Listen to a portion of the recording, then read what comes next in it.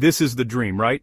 Coffee on the dock, sunsets over the water, a place for your family to escape the noise. You found a decent plot of land on a lake and you thought, hey, I'll buy a prefab home. The factory builds it, they drop it off.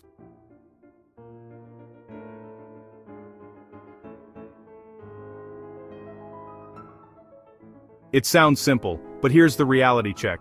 Building on waterfront property is perhaps the most complicated residential construction you can undertake, and choosing prefab only solves about 30% of the puzzle, the house itself. The other 70%, that's the land. And the land is where dreams go to die in a mountain of paperwork and unexpected costs.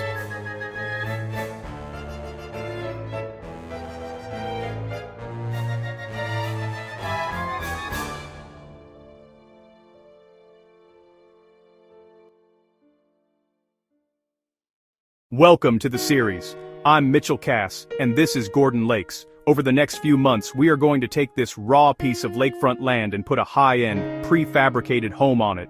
Why prefab? We wanted a predictable timeline, controlled costs for the structure, and high-quality modern design. In theory, it's faster and smarter, but this series isn't about picking out tile samples in a showroom. There are plenty of shows about that. This series is about the grind. It's about the months of work required before a prefab company will even agree to put your house on a truck. We are going to document the entire messy process of being your own general contractor, or managing one, for a complex site development. So, why is this so hard? If you were building in a suburban subdivision, you'd hook up to city water, city sewer, pour a slab, and frame it up. Easy. Out here, you are on your own. When you build next to water, you are dealing with three major antagonists. 1. The environment and the agencies that protect it. You aren't just dealing with a local building inspector, you are dealing with environmental protection agencies, DNR, watershed districts. They care about runoff, shoreline disturbance, and protecting the water quality. They have the power to shut you down instantly. 2. The soil, or lack thereof. Lakefront property is often sloped, rocky, or marshy. You might have a high water table. You need to figure out how to keep a basement dry when it's basically sitting in a bathtub. 3. The utilities, the unsexy stuff. There is likely no city sewer. You need a septic system, but guess what? You can't put a septic drain field too close to the lake, and you can't put it too close to your well. On a small lake lot, fitting those puzzle pieces together is an engineering nightmare.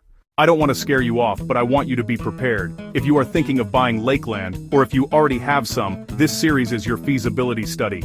Here is the roadmap of what we're going to cover in future episodes. Episode 2, the feasibility study and zoning.